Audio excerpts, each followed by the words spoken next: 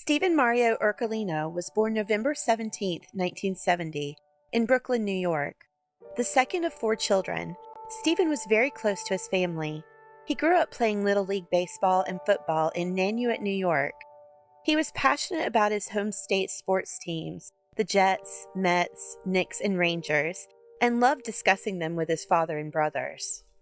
He ended up earning his business administration degree from Oneonta State College, or State University of New York at Oneonta. He excelled in business.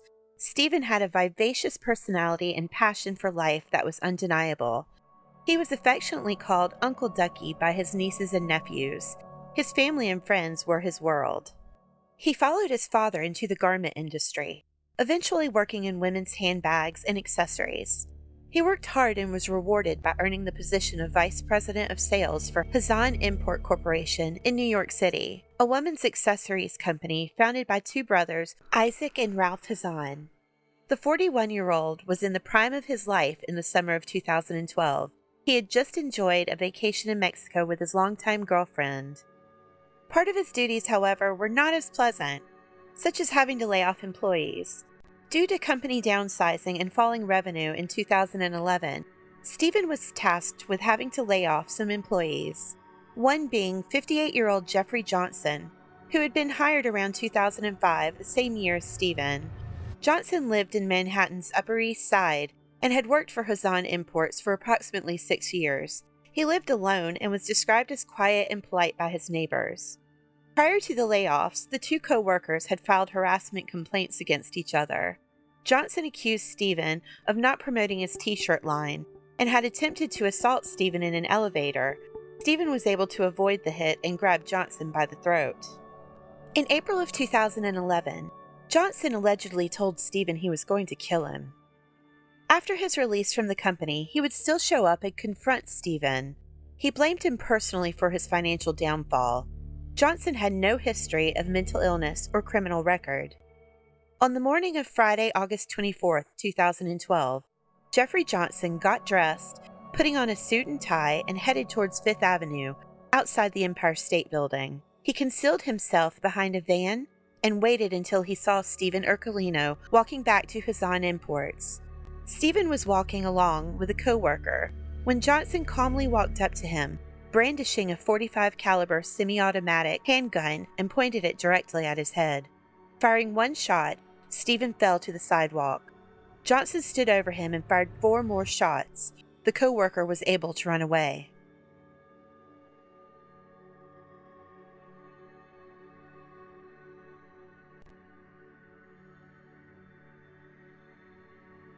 Steven Ercolino was later pronounced dead at the scene. Amongst the panic in the busy morning streets of the city, Johnson was able to discreetly put the gun back in his briefcase and walk away calmly, but briskly. A construction worker who had witnessed the shooting followed Johnson and alerted the 2 NYPD officers who had been patrolling the Empire State Building's 33rd Street entrance, a regular occurrence since the attacks on the city during September 11, 2001. The officers tried to get him to stop. He quickly raised his weapon and aimed at the officers. They fired a total of 16 rounds. The shooting was caught on CCTV.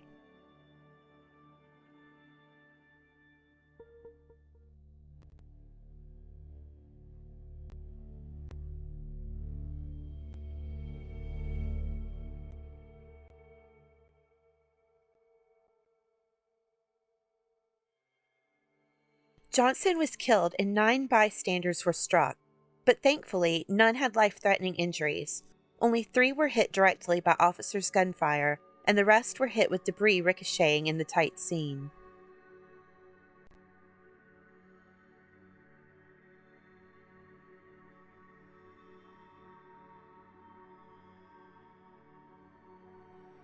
The summer of 2012 had already seen 2 high-profile shootings occur.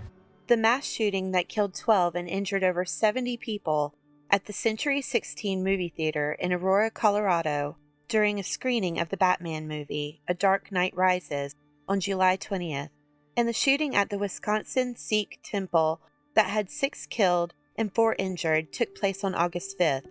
The atmosphere in the country was cautious and tense. The bystanders, whose ages ranged between 20 and 43, were all treated at 2 nearby hospitals and released.